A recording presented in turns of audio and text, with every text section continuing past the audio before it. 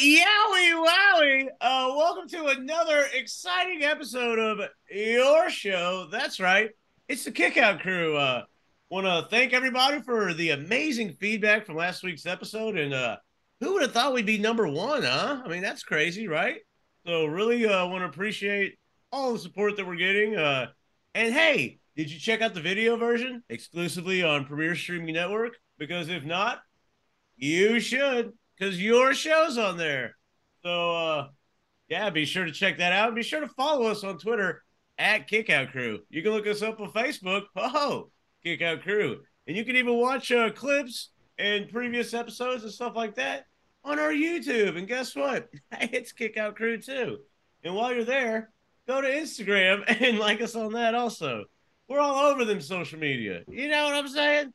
But that's enough about that. I want to welcome everybody to episode 72, or wherever you may be watching this, could be a different number. But anyway, my God, I rambled enough. So are we just gonna? Well, you know what? I'm gonna kick it over to Rantin Stanton. So Adam, take it away. So I wanted to take over Rantin Stanton for the day, since I always gripe about Brad getting the first everything on the outline. So we're doing Rantin Stanton with referee Adam today. This is what gets me, as we record, yesterday we watched All In. Pretty good pay-per-view. I was expecting a little bit more, but out of all the matches, and then you get on internet, YouTube, what's the first thing y'all reading about? CM Punk. CM Punk. Exactly. Look in my eye. Exactly. Why are we letting this man dictate what goes on in the back? I mean, it's killing me because it happened once at All Out last year. Big deal. Okay, one and done. Hopefully, fine. But then we get a report of him and Jack Perry getting into it, and it's killing me because out of all these shows that are real good, all you get to hear about and see about is how CM Punk is just, I guess, just rude to everybody. I think somebody tried to say that he's just, that's just how much he is into the wrestling itself. I get what was the word it was used. He's just, that's just how passionate he is about wrestling. That's what it was. He's just too passionate, and apparently it's rubbing off the wrong way because everybody's getting in fights with him. So apparently Jack Perry got choked out by CM Punk. So that's twice in a year that they have a damn good show, a damn good pay-per-view. And the very next day, all you hear about is CM Punk getting into it backstage with somebody. So what can we do to get this fixed, guys? Y'all think CM Punk has too much leverage in the back, or how's he even getting by with this? I mean, I finally heard that they got suspended, but what does that mean? I mean, suspended for a week, 2 weeks? What are we talking about? So how do you guys feel about that? Do you ever think it's a work? Like No. some of it at this point, like not originally, not when before, like this attitude in the back kind of thing now. If it is, I think it's hurting Punk, because if he ever wants to go back to WWE, Oh they're my not going to gosh, he doesn't. Are you? The money talks. He's on Money heels. I don't know if you heard. I don't know. I sometimes think it's played up a little bit. That's all. I'm not saying there's nothing. Maybe played up to the extreme. I think Tony Khan is kissing his ass and doing everything to keep him there. I just like how it played out this past weekend at All Out. Wasn't that crazy? All right, that's what's going on, James. I think he's just trying to be a team leader in a place where team leader's not wanted. So he's just trying to coach everyone, help everyone a little bit, and they're all kind of just like, what are you doing? Get out of here. I can see that, but I think he's going too far. Like, he's not the man in charge. He hasn't been there since day one. He's somebody there, and he's not even their biggest star. Like, they have other people there. Yeah, Hangman. Who's their biggest star besides Hangman? MJF. Yeah. MJF. I mean, Good answer. Why did I forget about I him? think Adam Cole's real hot right now. Samoa Joe's real hot. He's still a That's what draw. I'm saying. AEW, they did it for months without him, and they can continue to do it without him. Well, He's not their biggest star. They sold 75,000 tickets before he was even back on the show, right? Exactly. Well, that's not true, but he wasn't announced for the show. I mean, there you go. It just blows my mind how he just got so much leverage. You know, there's one instance on Collision where Christopher Daniels, you know, he's a part of the office. He's one of the guys that deals with talent relations, and he shows up on Collision and he was asked to leave. He's a member of management. How is he getting treated like he's just a scrub walk on over a guy that's just a wrestler? I mean, these office guys should have, you know, they should be able to do anything they want to. If they want to go on the show Saturday, they can go Saturday. There is a saying that we've heard it 100 times on Busted Open, Adam. I know you listen. The inmates running the asylum. It's exactly what it is. Yeah, because a regular employee is now doing this to talent relations and EVPs. I mean, someone's got to give sometime. And you know what's funny is actually Tony Khan making kind of a joke about that, inmates running the asylum, when he did that backstage skit with MJF and Adam Cole, where he pretended to be really angry with them. They came out and said, "Oh, that was great, guys." That was kind of a play on that, wasn't it? Yeah. I just think owner needs to be owner, and I'll leave it at that. Yeah. You know how I feel about him. I do like him on heels, though. Check out your local stars. That's awesome, man. It's weird seeing him without any tattoos on there. It is weird. And AJ was on the week before. I was at the week. Yeah, she did good too, man. I would like to see her back in the ring. She's awesome. Yeah, definitely. But no, that's it. I just figured that's just been on my mind for a couple of weeks now. And then this whole thing with Jack Perry, he said something about, well, I'm using real glass, so cry about that. So it's just, I don't know, I guess it was a stab at him, and I don't know. But I just feel like he's getting by way too much. I agree. That's it. Back to you, James. There it is. All right. Well, I liked it. So let's just keep on counting forward with this one, because we got Reffin with Nitro Pepsi. So, Brad, take it away. I don't know if you guys have seen lately, but there's been a lot of matches, and referees have been in them, and they've been reffing through the entire thing. So, no, I'm just kidding. So, first off, I want to talk about Aubrey Edwards a little bit. I think she is taking a tremendous amount of heat. I don't understand why everyone seems to think that she is bringing attention to herself when she is probably following a script. Like, I don't think Aubrey Edwards is going into business for herself. Yes, Adam? I actually ran in when I went to Spartan. Have y'all heard of the Belladonna division? I'm sorry, I haven't. Okay, well, it's a woman that I ran into. She helped me a lot my first night at Spartan, and she actually did some riffing stuff with Aubrey, and she said away from AEW, she's not animated like that at all. They're actually asking her to be more animated. So right. I think it is them telling her to be more, because she vouched for her. She said, I've been on the road with Aubrey Edwards for months and months, and when we do these other shows, she's not like that. It's only on AEW because that's what they ask her to do. So I agree with you 100%. Yeah, and I know she did an interview recently where they said, "Are you in res?" Or she said, "No, I'm not in that trash organization, WWE." I'm paraphrasing, of course. She's playing a part. She's playing a part, and yes, I understand in the past referees were not supposed to be used in storyline. They were supposed to be not. You don't go buy tickets for the referees, but why is that a rule? Why is that a rule at all? At one time, I'm sure the commentators were not supposed to be using storyline, but ask JR. He's had a few instances where he was involved in storyline. So whatever it is, I think she's just following a script or being told what to do, and I think everybody needs to lay off her a little bit. Because, I mean, and you know what? She's getting attention. She's getting people to notice her. There's little girls in the front row wearing referee shirts. That's cute.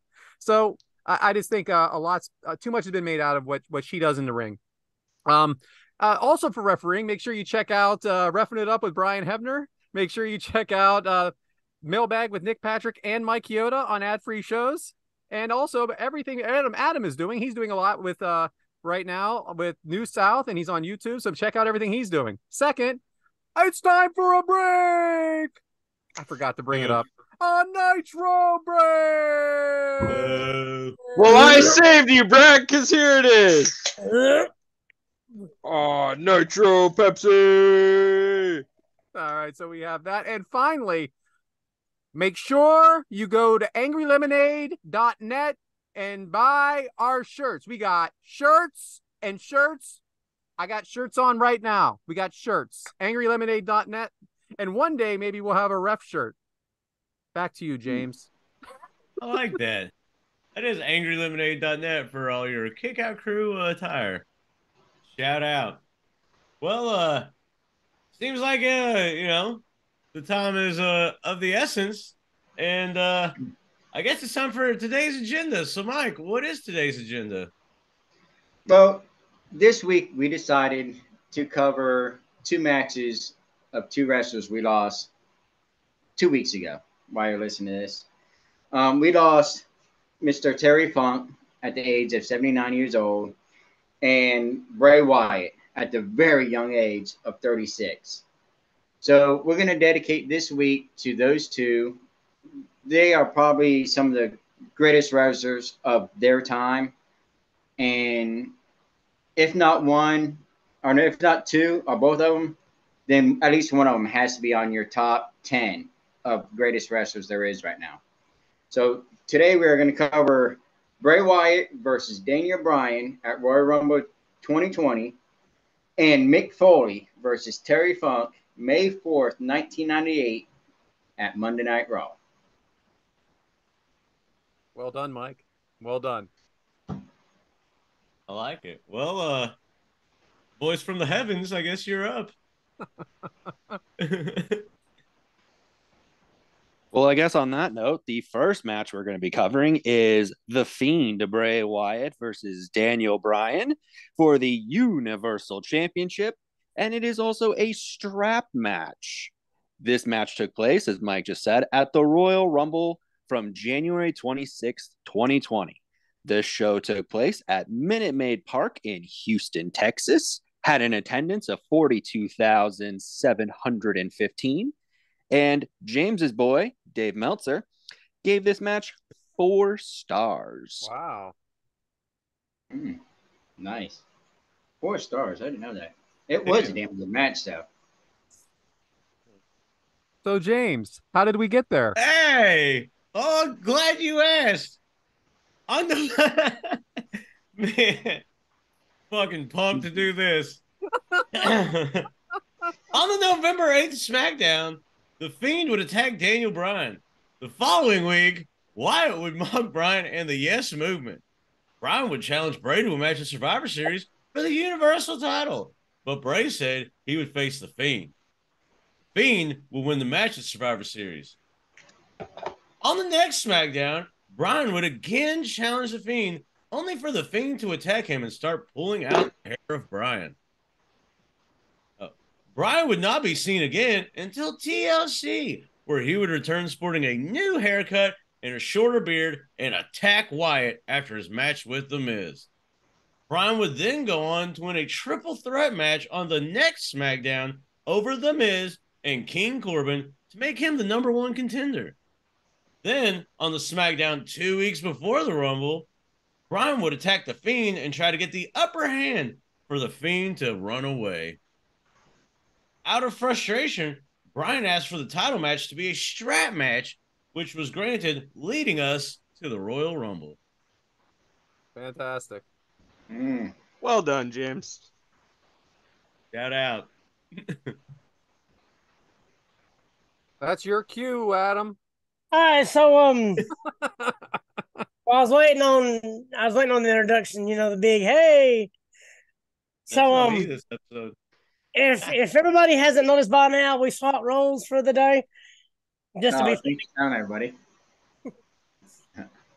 almost everybody. But as James mentioned, you see Daniel Bryan, if you're watching, you see Daniel Bryan right here with almost no hair and a shorter beard. Devyn, what happened to Daniel Bryan? Why is his hair shorter? Like James said, he got his hair all ripped out by the Fiend, and then he wasn't seen a little bit later, but he was bringing back his old Yes Movement. it's weird seeing him with that short hair and almost no beard, especially now, because I mean, I don't even recognize him right here. But the Yes movement was in full effect right here. So after you see Daniel Bryan come down, then we see the Fiend come to the ring with an incredible entrance. And that belt, shout out to a friend of the show on another podcast. I'm not going to say his name because we say it all the time. James Sorensen. Yeah, but he actually bought my son this belt. And, I mean, it's got belt buckles on the end of it and stuff. So it doesn't have your conventional buttons and stuff. It's pretty good little weight to it, and it's the real deal. And so you can see that exclusively on the video version on Premier Streaming Network. So we see the Fiend coming down to the ring with all that incredible entrance.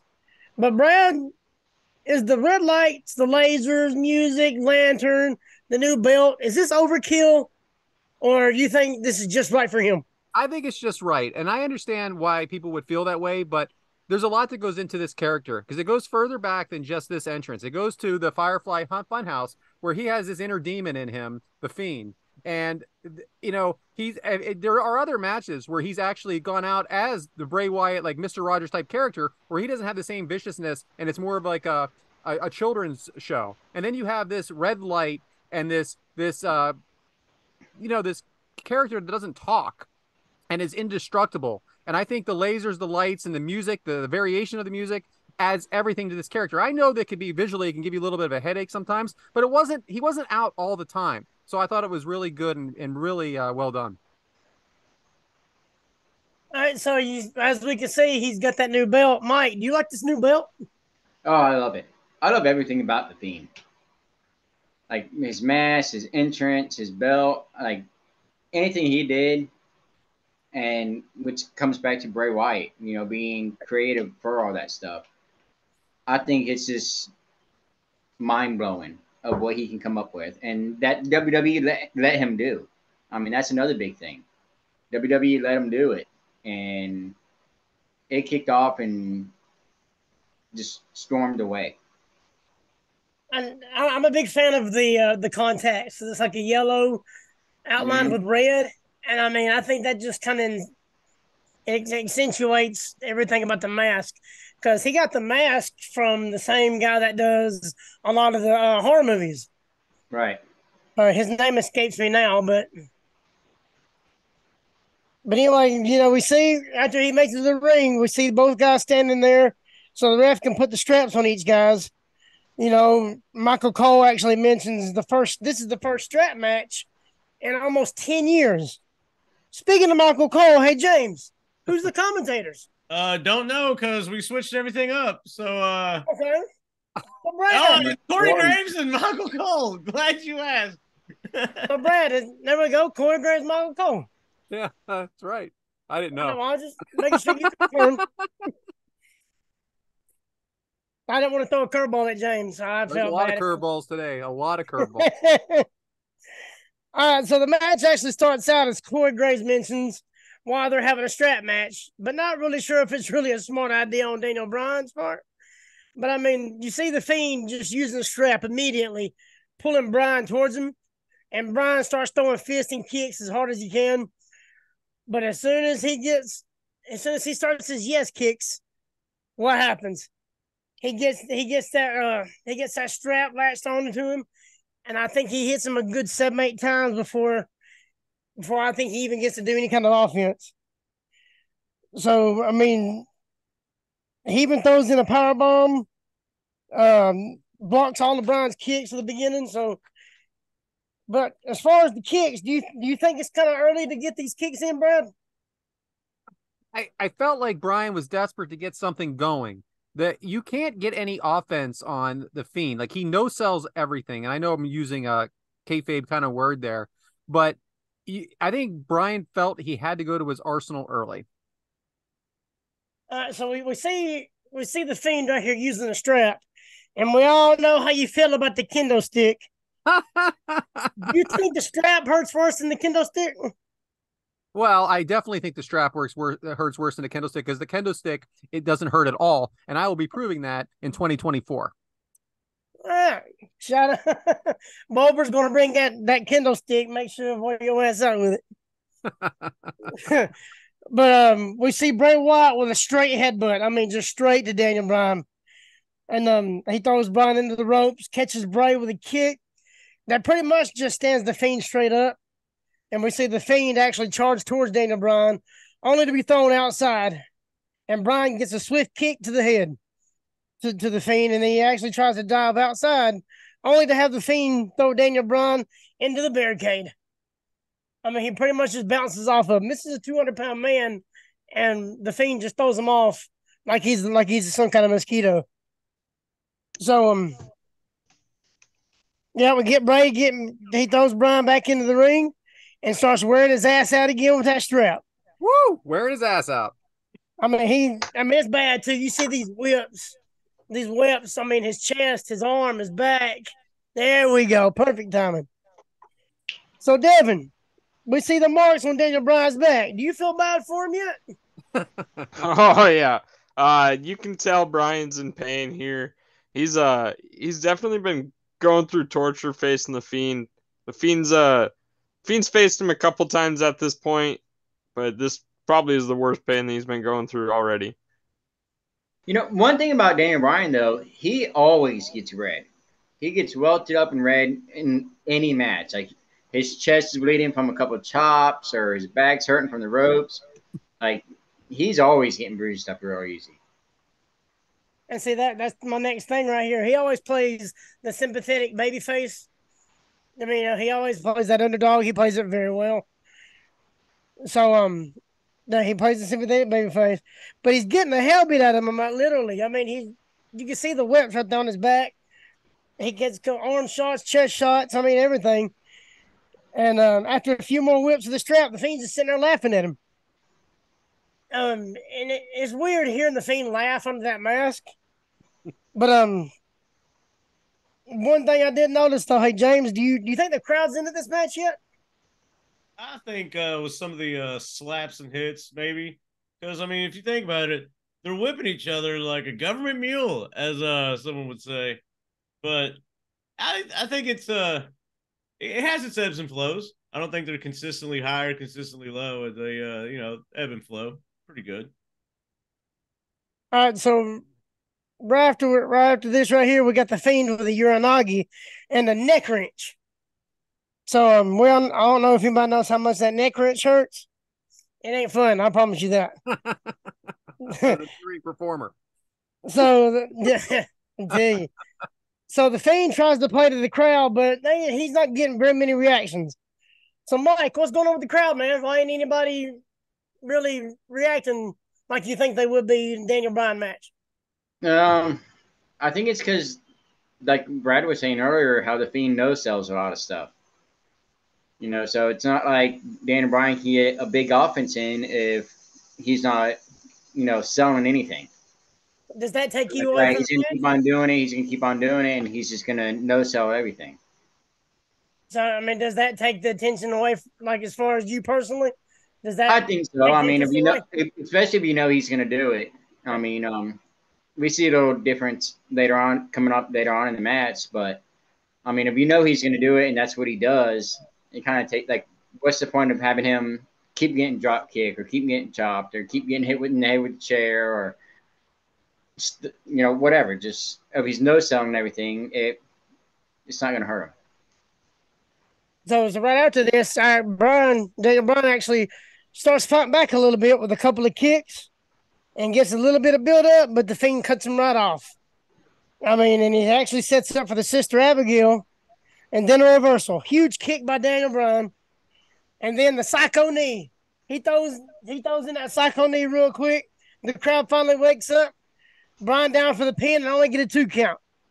Brad, how do you feel about seeing him kicked out of that so fast? Well, it was a little early in the match for the kick. I know that is his finisher. I think the first time we ever saw it was against John Cena, but you also knew that this wasn't going to finish the Fiend. I'm actually surprised that he did not kick out at 1 because that is that is something the Fiend does often. But So I think the fact that he took 2 to kick out says something that they give the finisher some respect. So I'm okay with it. But we see on some of these bigger matches that you see a finisher, like we seen the Stone Cold Stunner or the Rock Bottom, WrestleMania 15-17 between Rock and Austin. They kick out of some of their signature moves. I mean, how do you feel about that? Well, I guess in these big situations, everybody's letting it all out. They're putting everything into the match. So I guess in a regular Raw, maybe the urgency to win isn't there as much as it is to win in a Royal Rumble or a WrestleMania, and they just dig a little deeper and kick out of what is supposed to be the finisher. And I guess I am okay with it. I don't like 4 or 5 though. So, like it's a Universal title match, so you feel like they're giving that little extra. Exactly. I feel you, brother. I feel you. So then we see Bryan with a couple of with a low bridge, and the Fiend actually falls out to the outside. So Bryan goes to the top rope, top turnbuckle, leaps off, and kind of lands on the Fiend. I think he knocks out a cameraman as well. So we see these high risk moves actually connect, but then the Fiend kind of just throws Bryan right off of him again. I mean, what's it going to take this man down? So the Fiend actually shoulders Daniel Bryan into the steel steps. The Fiend tries to throw Bryan into the ring post, but Bryan actually ducks under the bottom turnbuckle to the other side, and Bryan actually uses the strap to pull the Fiend into the ring post 4 different times, but he's still on his feet. Devyn, what's it going to take this man off his feet, man? Dude, I honestly have no idea. We've seen the Fiend go through some crazy things and still not, honestly get pinned. We saw him get smashed in the head by a big hammer by Seth Rollins, and he still didn't lose that match. Big hammer, huh? I don't know what it was, but it looked like a hammer thing. But I don't know. He's not used to seeing big hammers. Yeah. I can only think of one man who could defeat the Fiend, but he'll be approached about a month and a half later for the Fiend. There we go. Devyn selling the no hammer. No selling the hammer like the Fiend does. No selling the moves, Waka waka, baby. Oh, and that's a teaser. So that's pretty good. So Bryan actually with another psycho knee, and the Fiend shakes it off, follows it up with a clothesline. They actually start fighting on the drum and announce table, and Bryan hits him with 5 low blows. Hey, Mike, when was the last time you've taken that many shots below the belt? It's been a few weeks, but no, I mean, I don't even know how the Fiend could handle something like that. I mean, that's just something. He finally got off his feet for a minute, though. It's been a few weeks. I feel like that's another teaser, too. So Daniel Bryan actually plants the Fiend with a stiff DDT on the table and actually stuns the Fiend. And yeah, it surprised me too.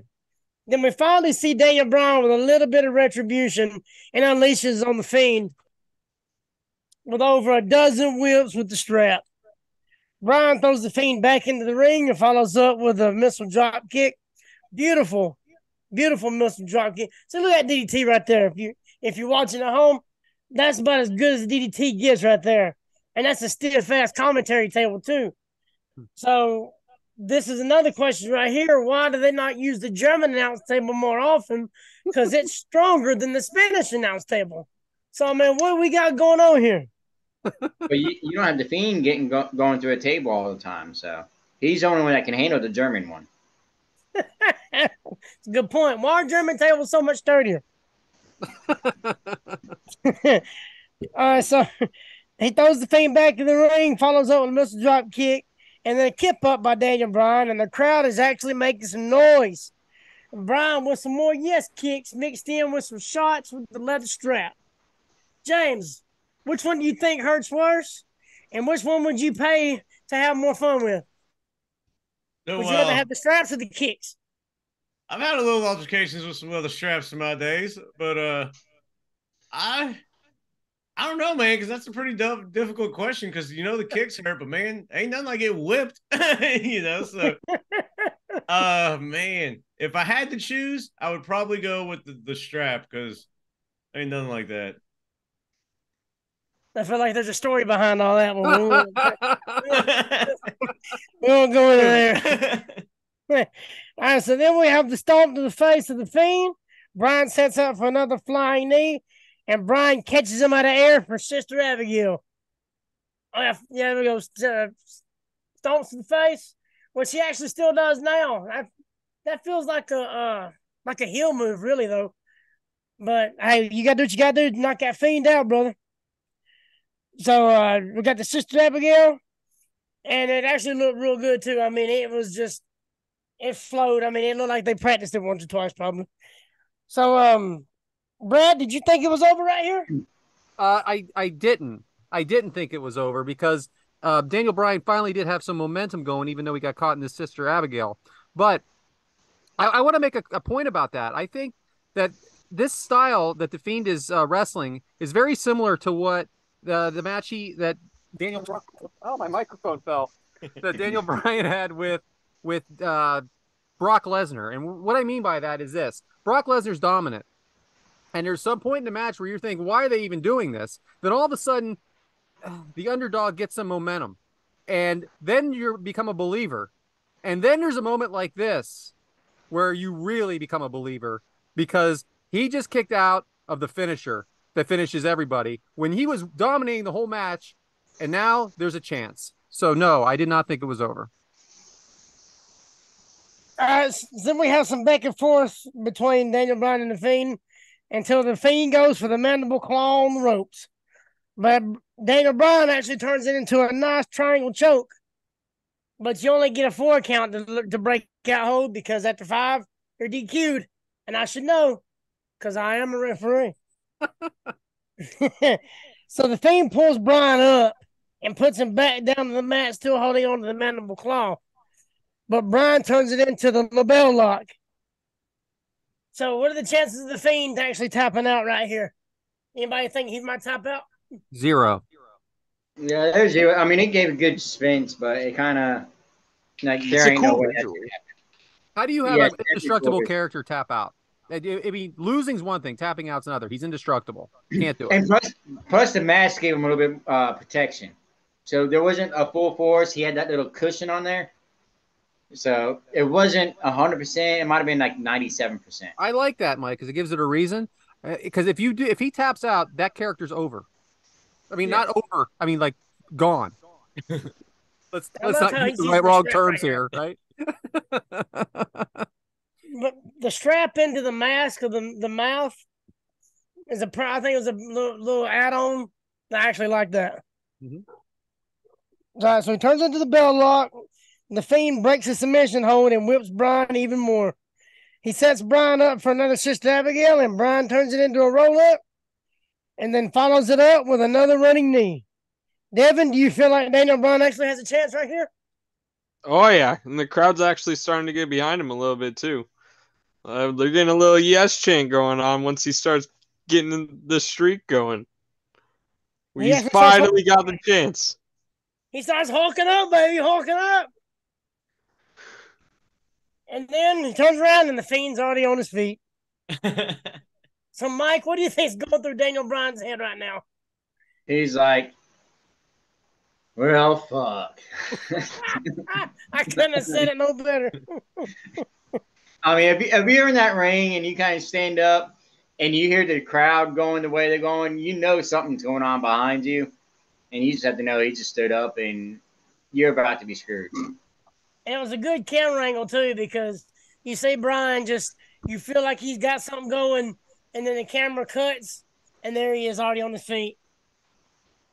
All right, so Bryan hits the Fiend with 3 shots with another strap, but no reaction. The Fiend with a mandible claw slams him down to the mat. 1, 2, 3. We got a winner right here, and still Universal Champion. I got the belt. I can show it right here. I took it from him when he wasn't looking. So you could take this as a lackluster finish, but I do think because the reason that it happens this way is because Bryan gave him everything, gave him his finisher more than once, and then like you just said, you said he's back on his feet.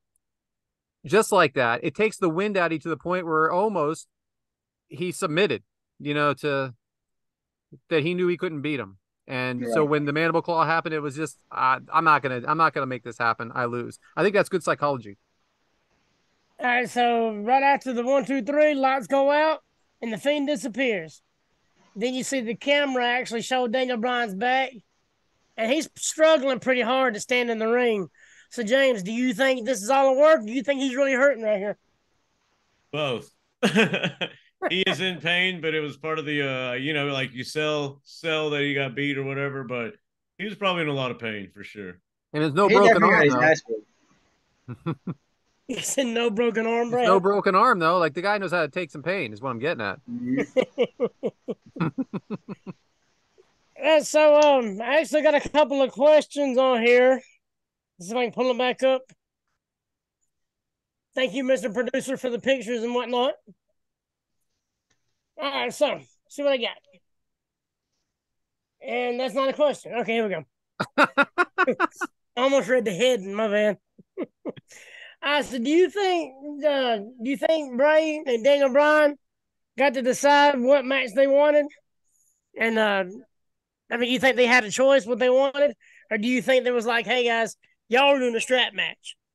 So who asked that question?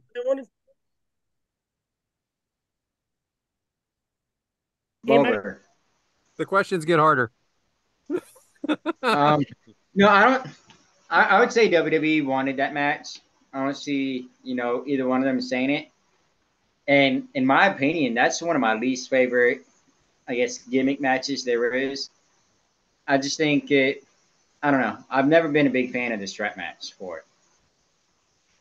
I think it was a little of both. We hadn't seen a strap match in the WWE in a very long time, but meanwhile, we had seen the late Brody Lee face Cody Rhodes in AEW in a strap match. So I feel like that kind of had an influence on this match. And also, if you compare it to some of the matches of old, we had like CM Punk versus Umaga in a strap match back in the day. Kind of that babyface character versus the monster heel. So I feel like a little of both. I didn't think they decided on the match, but I think they went with it and they liked it. I thought it was well done, actually. I didn't feel like it was held back because of the straps. I thought the match flowed well. Even like sometimes you think you're strapped, you feel like there's only so much you can do. I thought it went well. I like this better than the dog collar match, I think. Yeah. Yeah, I agree. Freaking Devyn golfing for 2 days. What an asshole, huh? You prefer leather or dog collar, James? Oh, see, I don't know, because sometimes some leather ones are like the four corners, and I'm not really not real keen on those. But if it's just straight up like strap match like this, it's a lot better because sometimes the chain will betray you and kind of limit you to some things. That is true. I mean, you mentioned most time a strap match you do have to hit the four corners, and especially back in the day, this one you didn't. And maybe that's why I don't like the strap match as much. Like having hit the four corners, because 90% of the time you get that third one, you go to fourth one, they're gonna pull you back. But I feel like this had like a built-in weapon kind of. That was it, Yeah. Also, how do y'all feel about the Fiend being a world champion? You think it was a good one? He didn't need it. Yeah, exactly. I don't think he needed to be world champion. I thought it got weird when he became champion, actually. Right. I think he got it too fast. Yeah. This is someone you could just, like an Undertaker, and I know Undertaker was champion, you don't need it, like you said. You don't. Because the character later, you got to lose it. And what? Yeah, and then, who they got to beat him? Right. Goldberg. Yeah. Yep. That was the worst thing that could have happened. And I'm not as anti-Goldberg as you are, but that was like, why does Goldberg have to wrestle for the championship anyway? If anybody doesn't have to wrestle for the championship, it's a guy that's here twice a year. Why does Goldberg have to wrestle? Like a character like The Fiend and Spear, Jackhammer, done. Like the Spirit of what? Jackhammer. Spear. Yeah, Spear, Jackhammer, done. The spirit of Jackhammer Dunn. The spirit of Jackhammer Dunn. The story of Mike's life. Our wonderful producer let us know that was Tom Savini that did his mask. So I want to put that out there. Thank you, Brent. Shout out. I did know that, actually. Believe it or not, I forgot though. That's during the match. You hear Michael Cole, during commentary. But at one point he says, "I get the hell away from me!" When the Fiend got close to him. You think that was a real reaction, or was he really scared, or you think it was a work? I think he knows Danny. I think he knows Bray Wyatt. Yeah. I mean, no. It sounded no. real. The answer's no. Who asked that question? Like, yeah, that Adam from Alabama, right? Did Hunter come in and ask that question? No, he's with his mom tonight. It sounds like something my kids would have asked when they were 7. Yeah.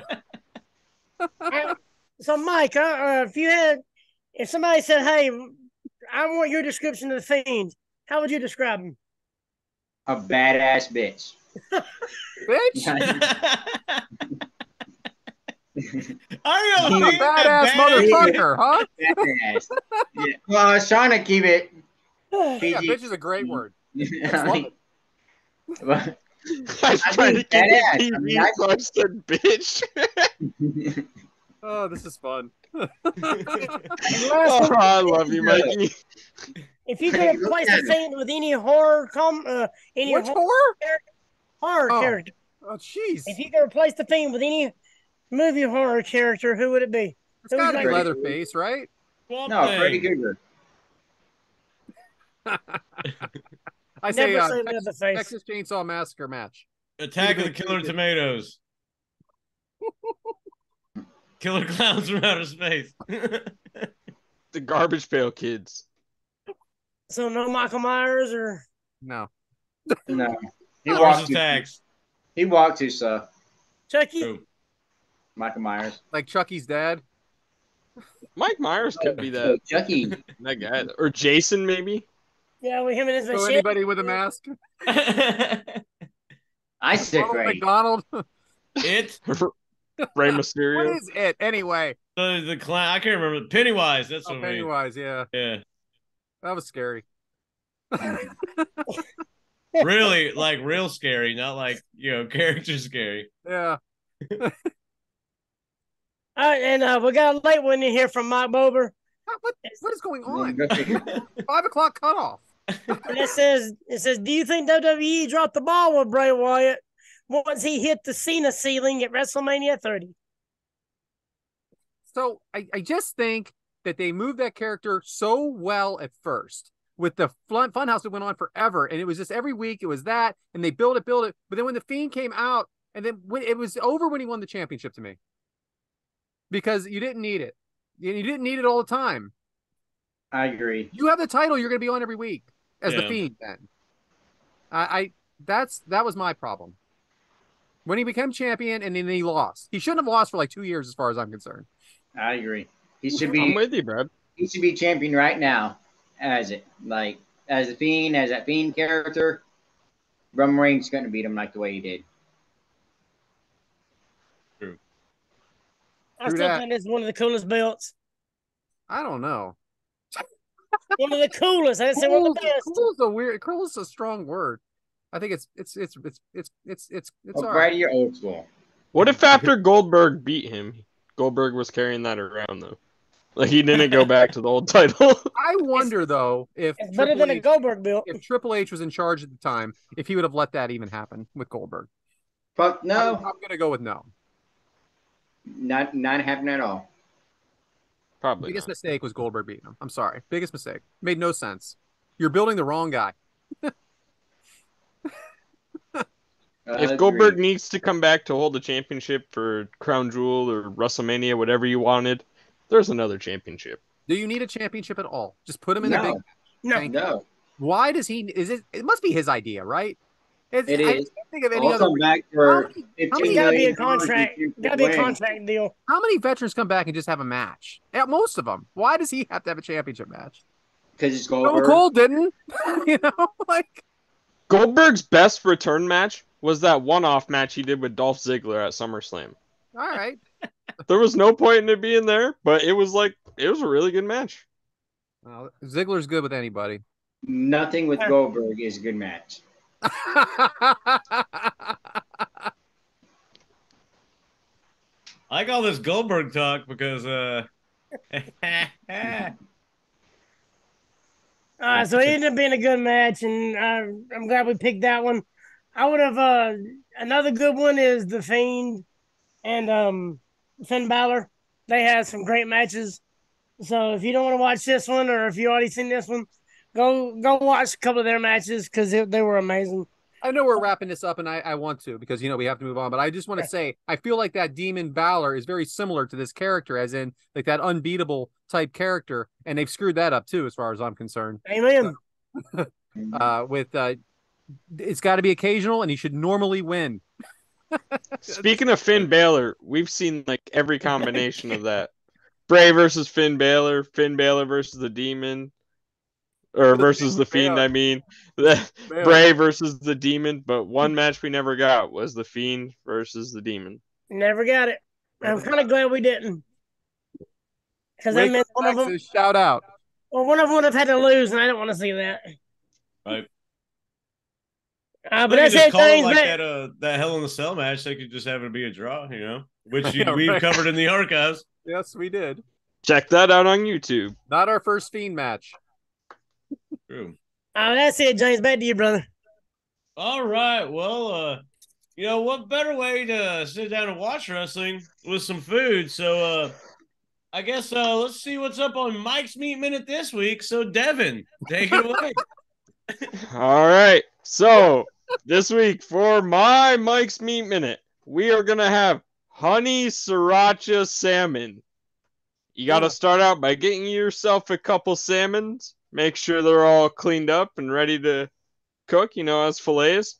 Then you got to add some salt and pepper to taste. Maybe a teaspoon of lemon or something. Make it a little bit better. Like a little more seasoning with it. Then in the pan, you're going to add 1 teaspoon of avocado or vegetable oil, whatever you got. On the side, you're going to start to make a mix. You're going to add 1 minced up garlic clove, 1 tablespoon of sriracha, 1 tablespoon of lime juice, 3 tablespoons of honey. I prefer real honey, but if you like the artificial, whatever you want. Half a tablespoon of butter, half a tablespoon of olive oil, and 1.5 tablespoons of low sodium soy sauce. Huh. Then mix all that stuff up over on the side. Then, while you're frying up your salmon in the skillet, you're going to pour that stuff, just a little bit of it on top. Then after you're done, you're going to have a bunch of extra dipping sauce to have in it, and it's still pretty good. I'd like to make a rice or something on the side, like in the picture above. Is that your picture? Yeah, I took that the other day. Me and Erica made it. Did she bitch you out for that 1 pea being off the plate? Did you make it after you got back from golfing? Nope. This was before that. This was previous. Golfing was fun though. Thanks for bringing that up, Brad. Yeah. But that's my Mike's Meat Minute. Back to you, James. Fantastic. Good job. Good job. I like it, man. I like to eat some fish, You Me too, especially salmon. No holding back. Right? Fried haddock. Sometimes you just gotta grip on in and just bury your face in it and just, love to eat me some salmon.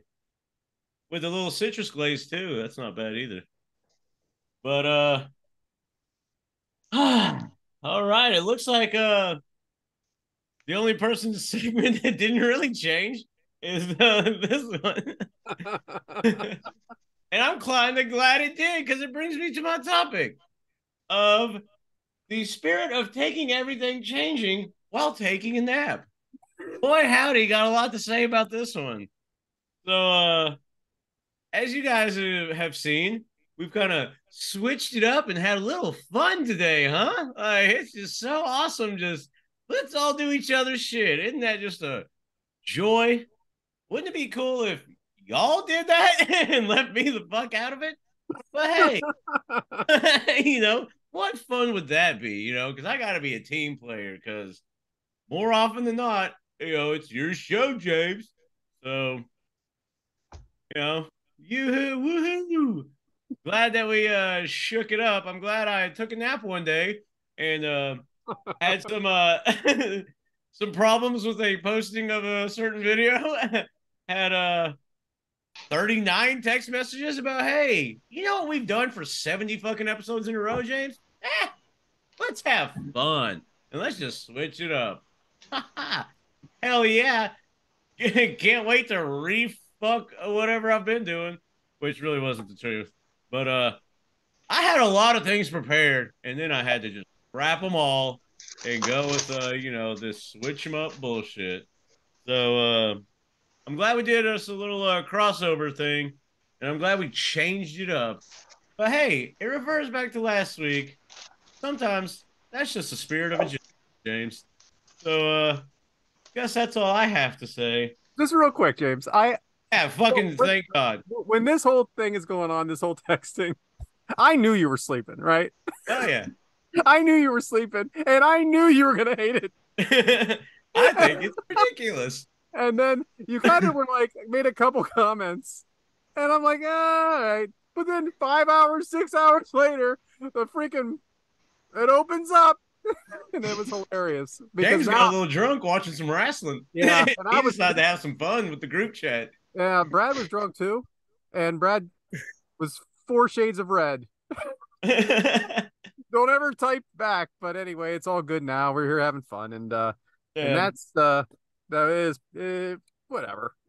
Well, here's the thing, gotta be more positive about the show because hey, I lead it off every week, and I got reminded of that by a couple people. Like, you lead it off every week, you can't even talk about it. So hey, I'm gonna switch it up myself and be a little more positive. It was funny how all this happened though, because Brad just mentioned one comment. Oh man, I'm so tired, and I still got to go over these matches. And I said, "Well, do you want me to do it?" And I mean, just trying to help out. And that's how everything got started. Yep. So, Then me and Mike just went off with the idea. Snowball on top of the hill. You have a snowball. So you can blame me for starting this. Yeah, all it said was, "Oh man, I'm tired, and I still got to watch these matches and take notes." And that's it. And now we're in this. Next thing I know, I've got 2 segments. That's the peek behind the curtain, everyone. Yeah, woo! Yeah, freaking exciting, And you're doing the match build. Exciting. Yeah, when I found out mine switched to match build, that's when I was like, all right. That'll put butts in seats. For real. Tried to read that as hyped up as I could. Shout out to Bryant for the notes. But yeah. Sometimes when you go to sleep, James, the world moves on past you, and you just have to play catch up. And then now just end it at that. Oh man, what a fun time! But hey, we're gonna keep the fun going because what are the kids watching with Devyn's demographic? So, Mike, take it away. Well, today for Devyn's demographic, we're gonna do NWA 75. Oh, Lord. And what happened on this one? Well, the first thing is our main man, Thrillbilly, became the national champion. Oh, yeah. Right? What else happened? Yeah. Ella Envy and Kaylee Alex Page. Right? Did I get that right? Kylie Alexa Page. Yeah. Pretty empowered. They became the NWA Women's Tag Team Champions after they defeated Missa Kate and Maddie, whatever her name is. Gronkowski. Winkowski. Whatever. The Polish name. Come on. Yeah, well, welcome to that. EC3 defeated Tyrese, become the NWA World Heavyweight Champion. The rapper? The guy from Fast and the Furious? And then Tyrese would one of the longest champions of the modern era. Well, he has another job. He's like a news guy. So what did he do? He said, I'm hanging up my boots. I'm going to read you the news. And he retired. Fuck yeah. He is no longer a professional champion. And then, to catch it off, our main girl, one of my favorite ones are, Kenzie Page, cashed in her lucky 7 to take down Camille TV title. Camille, whatever. I'm watching NWA. Camille Brickhouse. Demographic. And she won the women's TV title. Switch them up, baby. It'll be fun. Had an open challenge. So, Devyn, what'd you think about this pay-per-view? I'm done. So, Kenzie Page cashed in her Lucky 7 TV championship to defeat Camille, the 3rd longest reigning women's champion in NWA history. That goes all the way back to when Miss Burke first won that title, Mildred Burke. So that's a long history. And Kenzie Page, she's still in the climb in the beginning of her career. I think it's a great defeat for her. She's a badass, Camille. Yeah. And Kenzie Page with her little sister Kylie and her best friend Ella Envy running the NWA women's division. It's going to be fun to watch. I mean, how tall is the comparison here between Kenzie Page and Camille? Like Kenzie's legit 5'3". Yeah, and Camille's what? Camille's 5'11", probably. Yeah, that's what I'm saying. It's big. It's impressive. So good for Kenzie Page. Congratulations. We've always been big fans here, of course. Camille put her over pretty heavy on Twitter, too. Like a good awesome. Post. As we record, I'll see Kenzie Page this weekend. Uh-oh. Tell her we said hi. Yeah, give her our props. That Mike wants her on the show. Definitely. He brings it up every week. Sorry about that. Sorry, that stops you. Good Devyn's demographic, Mike. Yeah, great, Mike. Freaking Tyrese. I'm glad he got away from Fast and Furious. Yeah, right. Hey, yeah, right. Was one of the worst ones. That damn baby boy. That went over like that bounce off the ropes. You know what I'm saying? Yeah. Back to you, James. Back to you, Jamers. Fuck yeah. Well, producer man. Back to you, James. It's your turn. Is he around still? No, he quit. So I guess it's time for match number 2, which is Mick Foley, seen here dressed as Dude Love, though, facing Terry Funk in a no-holds-barred Falls Count Anywhere match. It took place on Monday Night Raw from May 4th, 1998. Took place in the Richmond Coliseum. The attendance was 8,776, and everybody's best friend, Dave Meltzer, gave this match 4 stars. James, how did we get here? Well, let me find your text message. All right. Well, how we got here was the week prior, Dude Love defeated Stone Cold by DQ at Unforgiven. The next night, Dude did not receive a rematch. Instead, Goldust did. After Dude interfered in the main event, Mr. McMahon was furious. The following week, on the Dude Shack, it was announced that Dude would face Terry Funk in a no-holds-barred match. Mr. McMahon was wanting to bring the killer instinct back out of Foley, so Vince scheduled this match, telling Mick, "You must destroy your best friend in order to be ready for a title shot." And there you go. Yeah, awesome. That's pretty good. So right back at you, James. Oh, I'm going to do this one. I don't know if we didn't switch this one up. Stone Cold comes out to pretty big cheers here, James. So having said that, who are the announcers? I am actually definitely glad you asked on this one because my boy, we have Jim Ross, Jerry the King Lawler, and Stone Cold Steve Austin. Talk about 3 motherfuckers that ran the Attitude Era, man. I love it. I liked how Jerry Lawler's his whole demeanor changed before Stone Cold got there. I'm going to ask him all the hard questions, and then as soon as he sits down, I'm glad you're here, Stone Cold. I'm real glad you're here. Well, Devyn, he grabs the beer thing, he takes it to the announce desk. Awesome. This has to be one of the only matches I've watched the whole damn episode of. Fantastic. Well, glad to hear you're so prepared. I'm very well not. Only because there's beer involved. Devyn, why is Stone Cold on the announce team? Well, I think Stone Cold he's just down here to kind of get a closer look at who could be his number one contender at Over the Limit. Gotcha. So Stone Cold got this little tub of beer, like this weird container of all of the beers in there. I'm like, would they just pull this from the back and say, just use this to hold him, kid? I don't know. I thought that was pretty funny.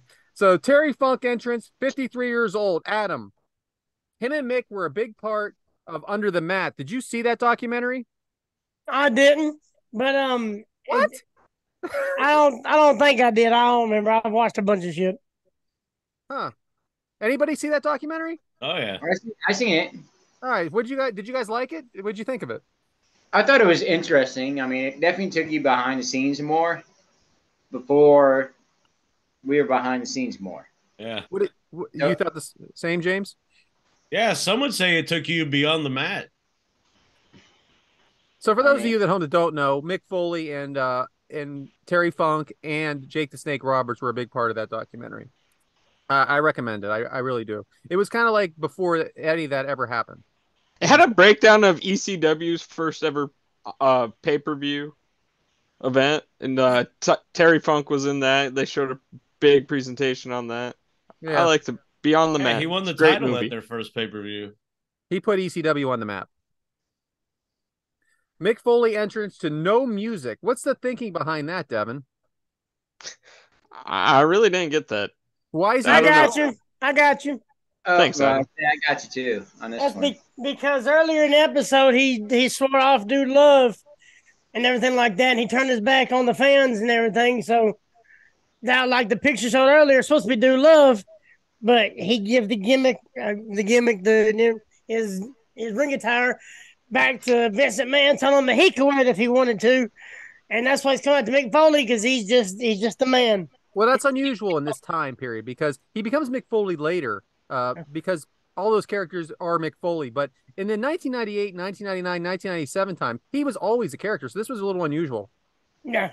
He got upset with the fans, and he was upset with Vince because Vince had made promises to him and everything. So he's just Mick Foley, didn't need music, didn't need nothing. He just wanted to be Mick Foley. Special referee announced Pat Patterson. Stone Cold is pissed. Why is that, Mike? Because Pat Patterson is a Scrooge that works for like Scrooge McDuck? Scrooge. Anyone that Scrooges, like that's what they call him. Stooge. Oh, whatever, same thing. I'll tell you can't write this better than what we. So Brad, you mentioned Pat Patterson as special guest referee. So I looked it up. Between Pat Patterson, Terry Funk, and Mick Foley right here, all three combined ages is 144 in the ring. Thank God we know that. Did you know Terry Funk was 53? They mentioned it 187 times on commentary. And Pat Patterson was even older. And he's a referee.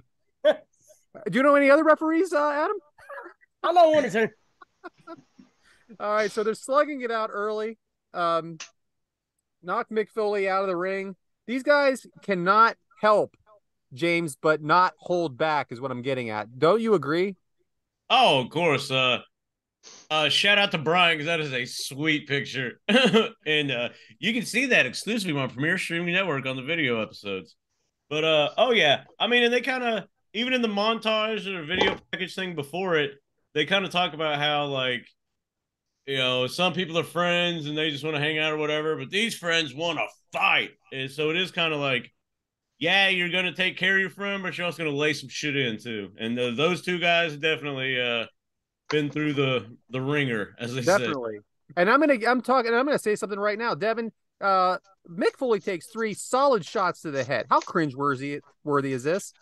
You can tell they weren't holding anything back with these chair shots here. They were solid. Straight to the dome. And the curve of that top part was on the, usually they do it where the curve is on the inside to where it just kind of, you know, goes over their head. But he flipped it over. Yeah. Bam! How many lives does Mick Foley have, honest to God? Like, if anybody should have CTE and not live through a couple matches, right? He has Unbelievable. more lives than a fucking cat. Unbelievable. I mean, this is, you think we talk about one match. There's 100 of these. You know what I mean? Like, unbelievable. But Mick shakes this off, though, and chairs to the head of Funk now. Both men throwing themselves at each other into the gates and chairs, swinging neck breaker by Funk. Or no, I'm sorry, by Foley. Something's wrong with Stone Cold's microphone here. Are they in the Georgia Dome? Are they in Georgia, Devyn? I don't remember where the hell they were. Inside baseball for someone that's in Georgia that has microphone problems. Ha ha ha Damn it, if I got to talk us through it, it's not a good joke. I was about to say, no idea where they were, but Stone Cold definitely got pissed about it. But I felt it was in storyline because it kept happening. You know what I mean? So I definitely think it was. But, I mean, imagine if it wasn't in storyline and his microphone kept fucking up. It was perfect. And then do you think he improvised and just threw King out of there? Was like, give me your headset. Tremendous job. And then his was broke. The ear just flop over. The best thing happens later on after all this stuff is when Al Snow comes out, puts a headset on the head himself, and it's Al Snow and the head talking to each other. And it's just freaking hilarious. I love Al Snow. Foley with the cover on the outside. I'm going to go right back to you, Devyn, because this is in your notes and my notes as well. Stone Cold punches the King. Is this nonsense overshadowing the match? I think it is a little bit because we're supposed to be watching the #1 contender versus Terry Funk, middle-aged and crazy, a legend in this business. So I think it does distract it a little bit. But in a minute or two, when Stone Cold settles down, I feel like it's all comfortable and we're back to good. I agree. So JR pleading, which is absolutely hilarious, pleading with. I'll tell you what, Bryant. We did not go over this, and this is a fantastic job. I mean, well done. He is pleading, as you can see if you were on the Premier Streaming Network. Foley is now bleeding. Funk hits Patterson. James, I mean, obviously, this is not a thing of beauty, but it's still good, right? Oh, of course. I mean, this is kind of like you mentioned earlier. Just two people just battling it out. One of them's got to, beat one, obviously, to be the #1 contender. But it's kind of that rough and rugged. It's not pretty. It's not sloppy. It's a little more real, So Foley over it, back body drop by Funk. Foley over into the gate. They're in the crowd now. The hot dog guy just got it and got it again. And Devyn, I'm sorry I keep going to this question, but this made me laugh. Was he hit with a giant Nitro Pepsi? It was a giant something. But Brad, you just skimmed by that big back body drop on the outside. That's straight on cement. Well, there's a lot of spots with Mick Foley that are like this, so I'm sorry if I missed this one. Well, there you go. There's the picture. It was Diet Pepsi, not Nitro. Well, there was no Nitro Pepsi yet, but this is the if it was modern day, it probably would have been a big old Nitro. Diet Pepsi's just as bad, I promise. Yeah, just as bad. Funk in the rafters, crowd is going nuts, and then he does a freaking dive off the rafters. This is insanity. Adam, how crazy and dangerous is this for not just Terry Funk, but for everyone there? Well, first he does a moonsault. That's what I meant. And two, the fact that two vendors, Mick Foley and Pat Patterson's right there to catch him. Hell, do it. Middle-aged and crazy. Why not? Do you think those vendors got a little bonus? No, they probably had to pay them. Yeah, you guys have some developmental dudes, probably. Talk about a hot dog and a handshake. Right there, that dude's getting a hot dog and a handshake right there. Look at Patterson's face. I think it's a metaphor. Smushed by Terry Funk's shin. I think this hot dog's a metaphor. The other guy definitely has a Terry Funk hot dog right there. So Funk is screaming. Foley spilling all the damn popcorn. Pile driver to Funk through the table into the concrete. Mike, what a waste of popcorn this is, right? And what's your favorite brand? I like the extra cheese that you can pop on, and then you put some of that nacho cheese on there. Wrong. What, Jolly Time? Yeah, what are we doing? Orville Redenbacher. Boom chicka pop. You gotta I work at a grocery store. I can do this all Hey, day. but I'm the type that like the burnt popcorn. What are you talking about right now? Man, I work with somebody that likes burnt popcorn. Freaks me out. Smells like Uh, shit. Well, that's the Ruins Yeah, problem. It break smells room. up the whole place. Yeah, my and sister she's likes getting that tired. crap. It Oh. does. It's a childhood history. I just Of your- of It's a people childhood love- trauma, is what it being is. like, you gotta eat it. All right, so we have a commercial break now. And they come back and they have the commercial break footage. But don't, James, you find this weird that they're showing footage from the commercial break while the match is going on, not picture in picture. I was gonna say, shout out to Picture in Picture because I'm glad they do that now because it is crazy to go like, hey, we're gonna go to commercial break, come back, show you, while ignoring still more action that's happened during the break and while you're showing what happened during the break. Insane, right? Like, Yeah, hey, 1990, whatever this is, 98. yeah, I get it. 28, baby. Yeah. They're fighting all over the arena now, fighting their way back towards the ring. DDT on the outside. Stone Cold called it a pile driver, Adam. It's all right. Stone Cold was drunk about this point. Why don't you go Andy, give him a hard time? Why don't you call him and tell him he said the wrong move? Well, and he said like the steel grate or whatever, and then he's like, whatever you call it, hell, we walk on it every week. Nice. Devyn, is it weird to you that Austin and Ross are not friends here? Yeah, kind of. Like normally, like in modern day, they're each other's best friend. But Stone Cold's giving him shit here. It's awesome. He's They're almost best kicked friends Jim right Ross here. out of Don't let there. them fool you. I know, but even in character, they were best friends later, Adam. And here, he's definitely scared of Stone Cold, and Stone Cold's giving Oh, him yeah, shit. because he's like, are you behind this? I know. He said, what button you pushing? I ain't got no damn button to push. It's fun. This is really fun. This is really What's fun. the over-under on Stone Cold saying Terry's 53 and Stone Cold saying son of a bitch?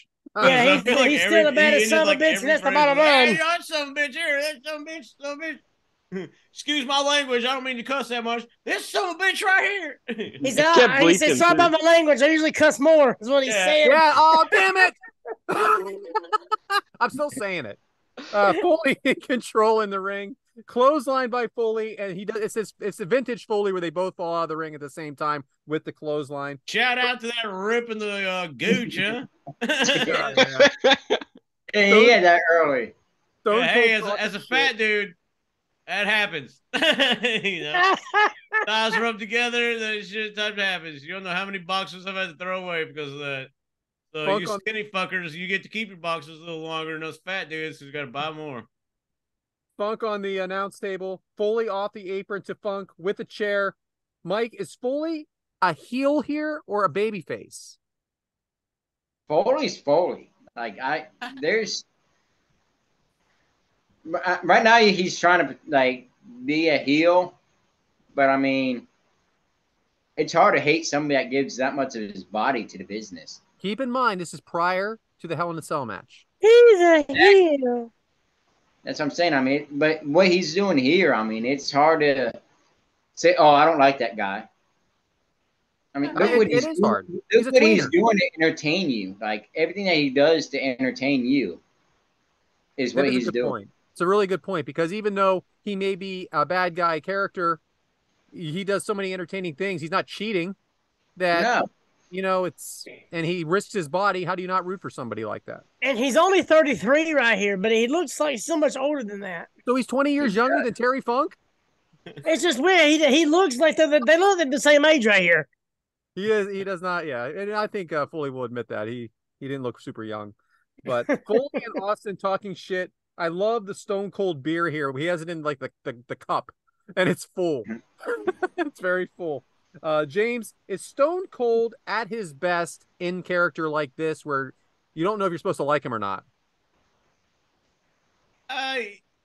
Well, you end up liking him, but I do think him like just going like no safety net, just like get out there and do your shit. I think that's what got him over to all of us. And number two, I do think that's where he's at his best, like shooting from the hip. So I'm saying it anyway. I'm sorry for my language. It's usually a lot worse. Sure. So funny. Double arm DDT to Funk. Kick out at 2. Pile driver to Funk. Adam, do you see yourself wrestling at 53 years old? I don't see myself wrestling at 43 years old. Telling you, man. And they had many years to go after this. This wasn't it, you And, know. and these people like put themselves like through hell and back. Yeah, it's not. Yeah, this isn't Ric Flair's last match here. Now, Yeah. Ric Flair was 73. Don't get me wrong. But I mean, this ain't the Miz that and I'm not giving him no bad credit. And plays itself. These two, I mean, they barbed wire matches, flames. Yeah. I mean, Agreed. just anything and They everything. invented the death match. Exactly. They literally like reinvented it. Definitely. And they're going through it at that age. I mean, Jim Cornette was talking about like 5 or 6 years before this, when Funk was doing something for WCW, that they were trying to move him to commentary, saying he's too old. And this, like I said, this was years before that. So Terry Funk was probably had another 15, 20 years after that. Just a couple years ago. I mean, so Foley, so another pile driver onto the chair from Foley to Funk, and he does get the pin here. 1, 2, 3 to absolutely zero reaction. I blew my mind. I don't know if it was a little bit out of nowhere. It was a little unexpected, but it did not get a reaction. Foley beating Funk's head afterwards against the chair. Devyn, why is he doing this to this best friend? And is this quality wrestling, like Stone Cold said? I think it's Mick Foley's finally snapped. He's got his title shot. He's just like, you know what? If I fully got to be behind this, and I'm gonna be Vince McMahon's #1 contender, this is who he wants. Sorry, I gotta take Terry Funk out with it, but I'm gonna get me that world title. Stone Cold in the ring. Oh, I'm sorry. Go ahead. Well, I mean, you mentioned the crowd wasn't reacting. I think they pretty much knew who was going to win this. Yeah, it doesn't so make there was sense no reaction. It doesn't make sense for Funk to win. But Stone Cold in the ring with the beer, hits Foley with it. Mick Foley with a mandible claw on Pat Patterson by accident. Stunner to Patterson. But Mike, they're not fighting each other. Like, it's not Stone Cold does not end up fighting Mick Foley in this situation. No fists are thrown. What was the thought process there, do you think? Just because it's Pat Patterson, why not? Like, just give it to him. But the next match is them two. Are they saving it? Are they saving the match? Are they saving the brawl for the match? I mean, are they just not going to give it away? Yeah, I mean, well, Stone Cold's out there. He's going to stun anybody. It don't matter who you are. That's He's true. out there. He's going to stun you. How many times have we seen that? Friends, have a beer, stun them. So, yeah, I mean, referee, female, Stacy Keibler, didn't matter. He stunned the New Day. Like, and they loved it. And they loved it. At least Pat Patterson didn't fall too fast like Vince McMahon does. At least he stood on his feet and took a decent stunner. He did take a good stunner. Well, he is the first ever Intercontinental Champion. I did not know that. Yeah. What do they say? Yeah, good information there, Devyn. So Dude Loves Music now hits. And Vince McMahon comes out with the dudettes. You guys think I wasn't going to talk about this? You're out of your mind. It is ridiculous. So ridiculous. Right up Brad's alley. Welcome to the Attitude Era. That's all I got to say about that. But I mean, but I would even go further back than this. Let's go back to before the match, because I don't know if you guys saw it or not. We had Hello, Ladies. We had Jenna Jameson before the match. It was a vignette for Val Venus. I mean. Well, hey, here's one thing though. Vince is dancing, work or a shoot. That was a shoot, brother. 100% shoot. But that is it, guys. I really enjoyed watching that match. I do believe, if I can find them, Stone Cold was absolutely awesome on commentary too. I do believe I have some listener questions. For some reason, I wasn't as ready as I wanted to be. So, how would you book? This is from our good friend Ben Jones, from the Kickout Bros, the Zip Code Bros. Sorry about that, Ben. How would you book Funk versus Wyatt in a dream match scenario? Man, I love that. Ooh. Thank you, Ben, for that. That is a good I don't know if we can answer it, but hey, great job asking. I A mean, you lot gotta of think. a lot of weapons. Yeah, definitely a lot of weapons. And what era? I mean, what era could you put Funk in? Because he was up there until his 50s doing it. I think I would. Using the two we had today, I would just have a straight up death match. Funk does everything, but can't beat the Fiend.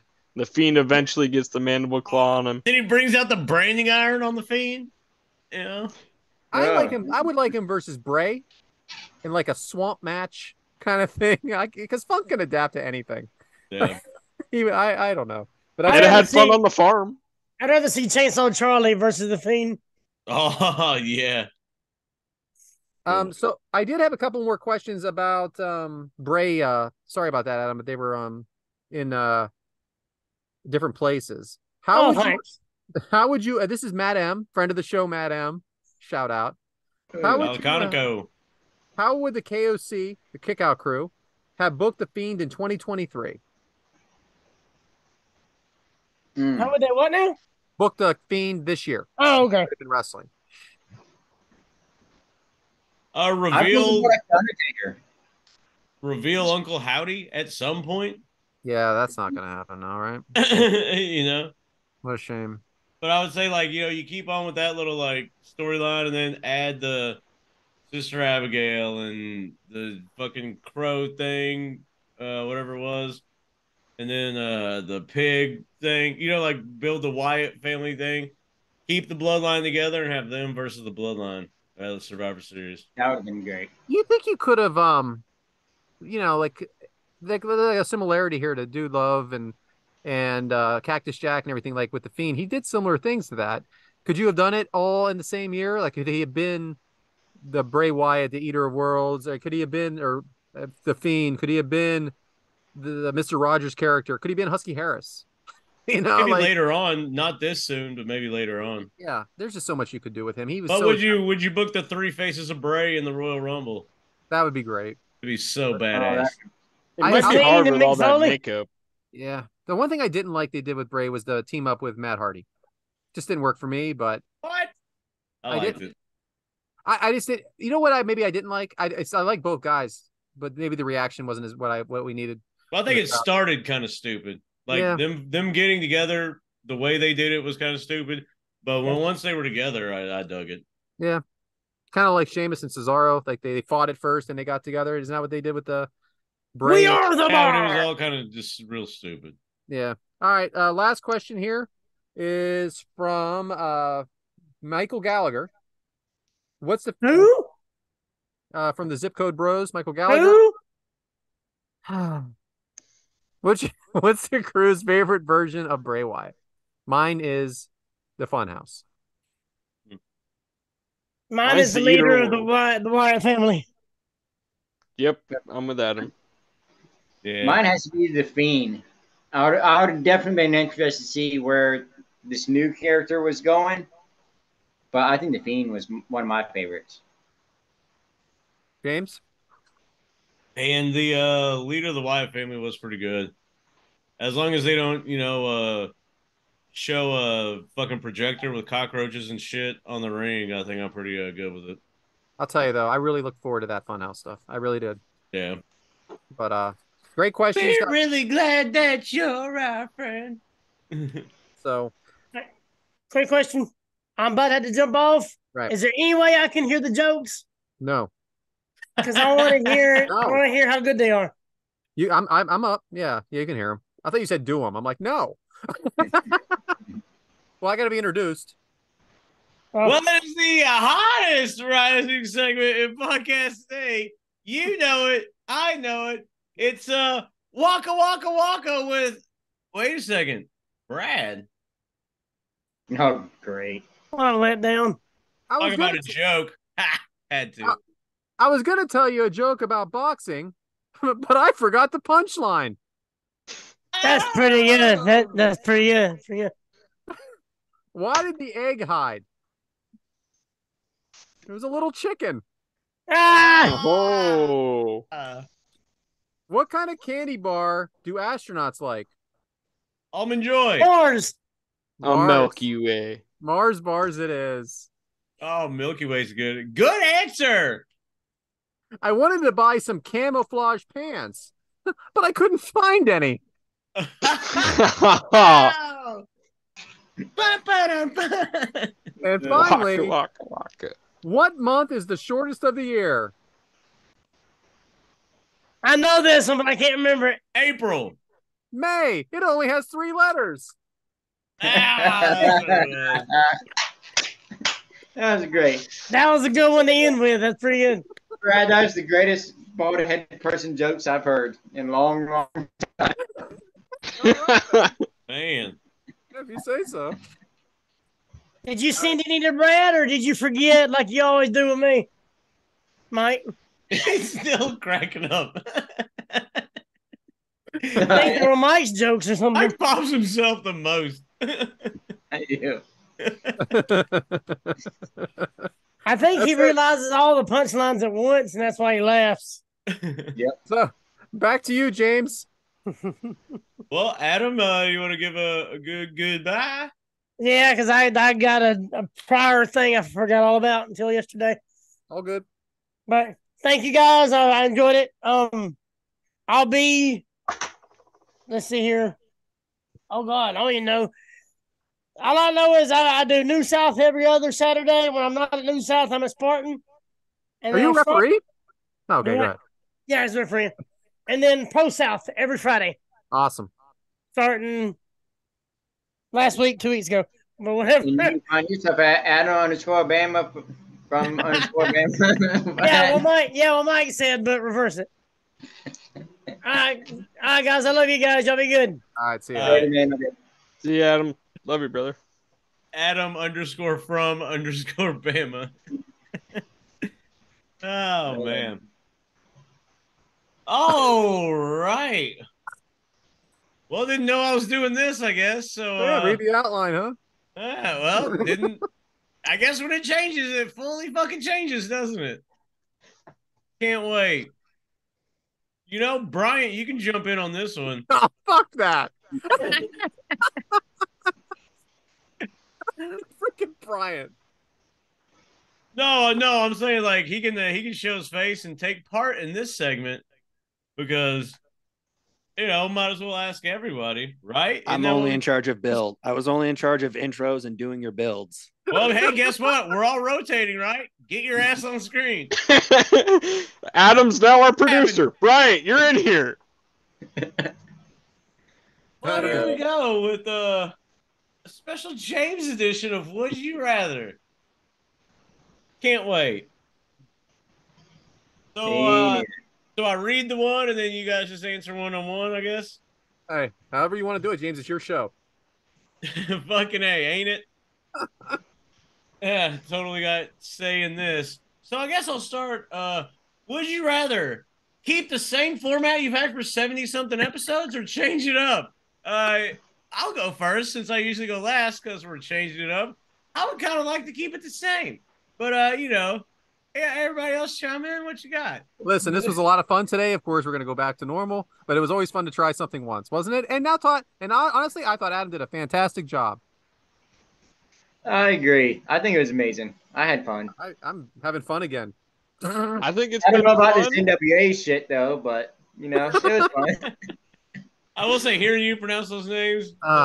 Tyrese. Oh my God. Freaking I James definitely like 10 minutes. I like changing something up every now and then, and Mike saying the NWA stuff was definitely fun.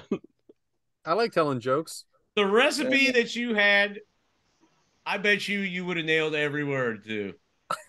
And then you don't do the Mike's Feet Minute this week. You do this other thing, and boy, Howdy. it was good stuff.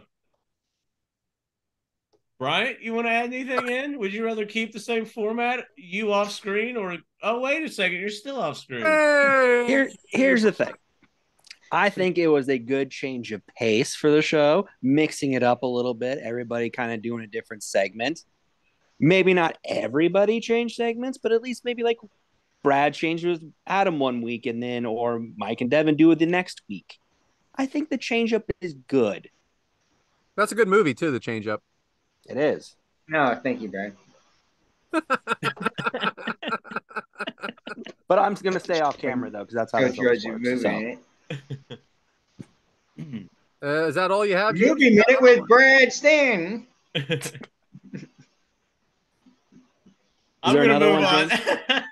No? All right. So, a next one. Would you rather gamble on yourself or take the comfortable way because it's safe? And you can interpret this as life, jobs, relationships, or, however you need to. I'll go first. Boy, well, I'm about to oxymoron myself on this one, but I'd rather gamble on myself as I currently do the exact same shit all the time. But, what are your guys' thoughts? It's so funny you say that because I've been in the same type of work for 22 years and but nothing about that's safe because, you got to sell. But I don't know anything else, right? The only thing else I know is how to do a podcast here and there. But I would love to gamble on myself. But what? To do what with, right? Yeah. No, I think I can gamble on myself. It is an open question for sure. Yeah. Especially if there's something out there that I want to reach out and grab, I'm gonna make myself go out there and I'm gonna grab it one way or another. Reach out and grab it, baby. Right. Some toes and step on some heads, but climb the ladder, kid. Make yourself famous. There you go. Devyn? I'm playing it safe all the time. Yeah, he's dated the same girl for fucking 10 years. Of course he's gonna play it safe. Well, I'm not just I love Erica 100%. Stuff's new with her every day. Oh, look at that. That's never the same. But no, I've also been in the same job for 6 years, and I'm much happier knowing that I'm having a nice steady paycheck every single week than betting on myself and possibly risking it all and having nothing. Nothing wrong with that, Devyn. At all. All right, Nebraska John. I play it safe quite a bit at work, so I took a gamble convincing you all that I'm a producer. So that was my gamble. Boy, because I play it so safe at work. Paying off. I got you all con, so I mean, I'm clearly taking the gamble works. So, but no, I mean, I'm very big on playing it safe while I'm at work. So it's nice to take this gamble with you guys. And doing a fine job at it.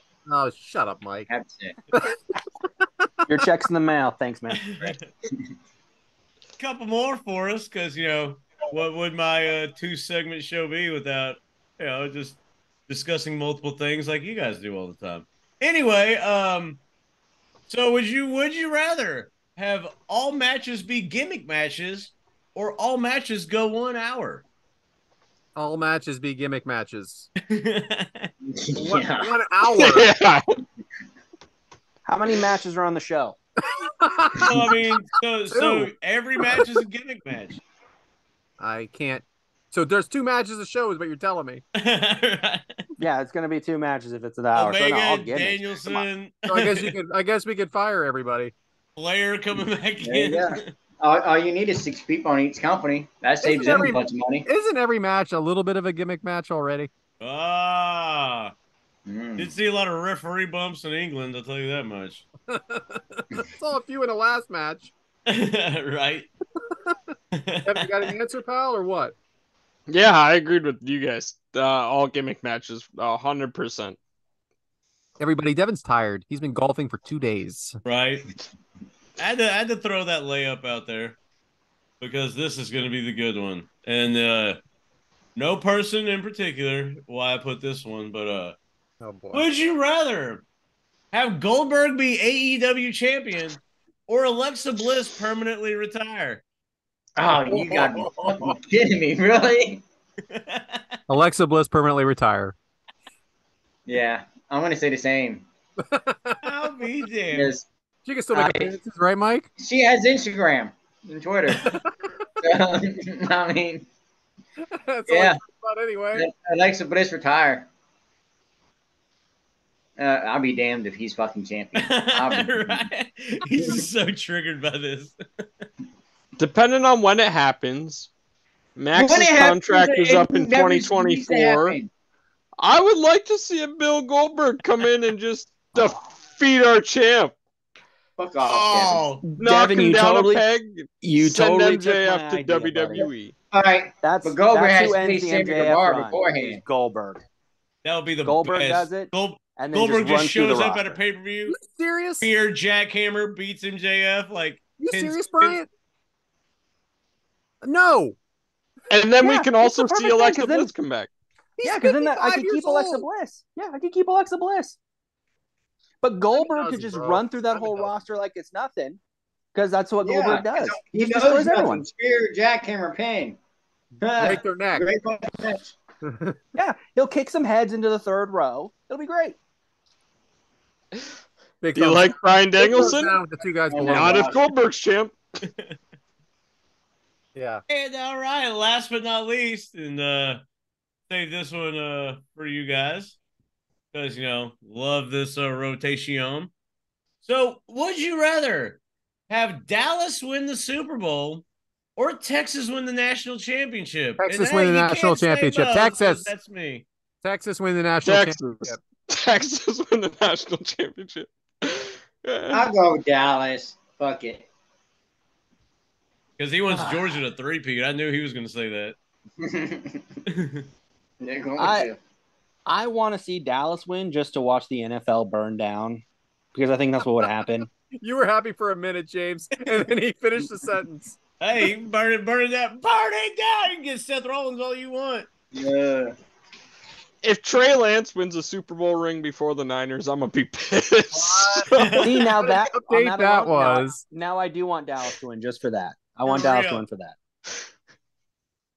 I want them to put him in against the game against San Fran, like week 5 or whatever it is. And just so he could score a touchdown. That'd be so sick. What's your answer, James? Come on. Nope. Not doing that one. You got to. It's your game. Yeah, I said both. I would rather both. Boom. That's the answer. Don't you know the rules just here? Like Amy Vaughn. Typical Amy Vaughn. Right? Her Hasbro wrote these rules. I almost said Haribo, but that's gummy bears. But Hasbro wrote these rules. And yeah, that's it for the Would You Rather. So that was good, James. Thank you. Yeah. No, you know what, guys? Thank you. Thank you. And now we're on to next week. And we're on to Cincinnati, as Belichick would say. But hey, what is next week? Go ahead, Mike. Well, after we had these passings of Terry Funk and Bray Wyatt, we had Bob Barker at 99 years old pass away. But what did he do before he passed away? He was a guest host of Monday Night Raw. What Raw was that? September 7th, 2009. So we're going to cover 2 matches from September 7th, 2009, Monday Night Raw. What are those matches, you ask? Well, we're going to do John Cena, you can't see him, versus Cody Rhodes. And this was before he became the American Dream. American Nightmare. Either one. Yeah, you got it. All right. And then we're going to have DX, Triple H, and Shawn Michaels versus Randy Orton and Chris Masters. Man, I hope you guys come on down to that episode. I don't know why y'all give me shit like this. It'll be quite a funny. He was 86 years old there. Yeah. 13 years ago. I can't wait to be the Rod Roddy of that episode, or are we switching? And don't forget, get your cats and dogs neutered and spaded. Every segment. Cats neutered and spaded. Dogs neutered and spaded. I like it. I like it too. That's very good, Mike. Good So job. let's do it. All right. Well, it's announced. Yeah, I guess we have Right? to. And it will be a showdown unlike no other. And we have a long time to cover these matches. Yeah, I got lots of time. I love this. Yodely, yodely, yodely, yodely. Are we yodely, yodely, yodeling to the top now? Is it about we're about to drop it down like Plinko, huh? Yeah, my wheels are spinning. You know Maybe it. we'll hit $1 with this one. $1, James. The new car. Had to. But yeah, I guess that's it. Want to thank everybody for this episode. Had a lot of fun. All jokes aside, switching it up once was pretty exciting. And can't wait to get back to some sense of normalcy, but we won't because we're covering some Bob Barker shit. And hey, that's wrestling, baby. So want to thank everybody for joining us. Episode 72, man. Shout out to the memories of Terry Funk, Bray Wyatt, and of course, shout out to the memories of everyone we've lost this year. It's been a pretty rough one for us wrestling fans. And but before that, you know what? Be sure to follow us on Twitter at Kickout Crew. Go to the Facebook Kickout Crew. Go to Instagram Kickout Crew. Watch previous episodes and clips and bonus stuff on our YouTube. And where can you find these video episodes? Well, that's Premier Streaming Network. So be sure to subscribe there. And hey, tell them the Kickout Crew sent you. Be a friend and tell a friend. Because, like I was saying, sometimes, things just switch up and you don't know where the hell you're going. But you know where you're going? Forward. Because every step you take is another step forward. And don't ever forget that. Because like we say on your show, when life gets you down, hey, you just kick out it too. That's what we do. That's what you do on your show, the Kickout Crew. Everybody have a good week. And hey, we'll see you next week. Goodbye. Run.